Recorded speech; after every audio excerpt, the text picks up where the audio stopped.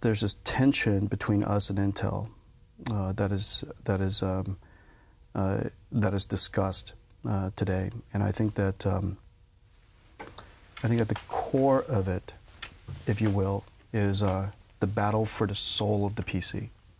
You know, if you look at the PC was created as a electronic and technological, a general purpose version of the typewriter and the calculator.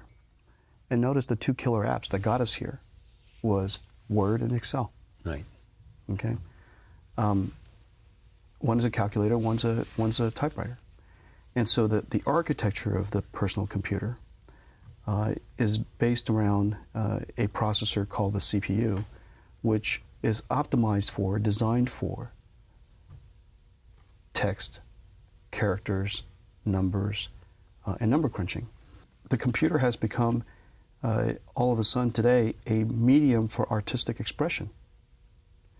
And so where we started and where we are today is very different.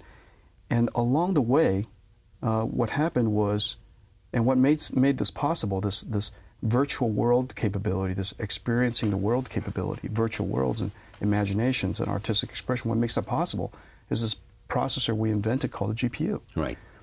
And so now, there's this tension between which one is more important. We believe that the GPU is going to become more and more important than ever.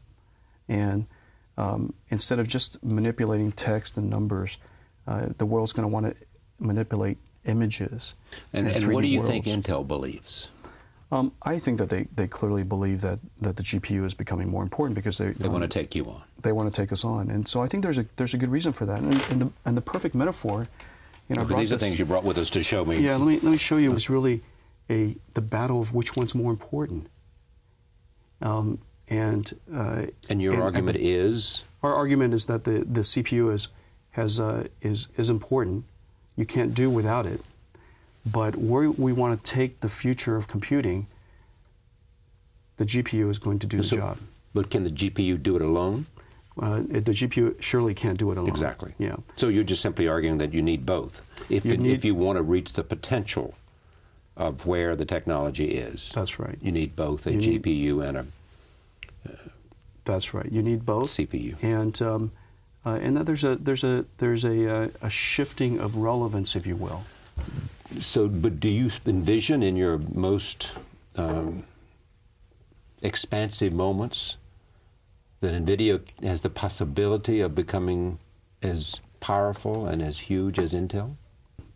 People talk about the competition between us and Intel today, and yet we don't make a microprocessor. It's actually very interesting that people talk about the competition or tension or the relationship. Meaning they expect you to make a microprocessor? Here's a company we compete with, and we don't make what they make. But they want to make what you make. They want to make what we make, but at the moment they don't either. And so what's interesting is, you know, it's almost like Microsoft and Google. They don't make what each other's make. Right. But they're competing against each other. And so what's actually happening is the competition is not about the competition of the device. What we should do is take advantage of the CPU and build upon it, stand on the shoulder of giants, and take the industry to where it couldn't have gone without our contribution. And that's why we've dedicated all of our R&D, and I'm going to, you know, during this recession, I'm going to invest more in R&D this year than I did last year. Because? Because I believe in the future of the GPU. Your foundation conviction that we're just starting. That's right. In the potential. That's right. Of video graphics. The work that we're doing is just too important.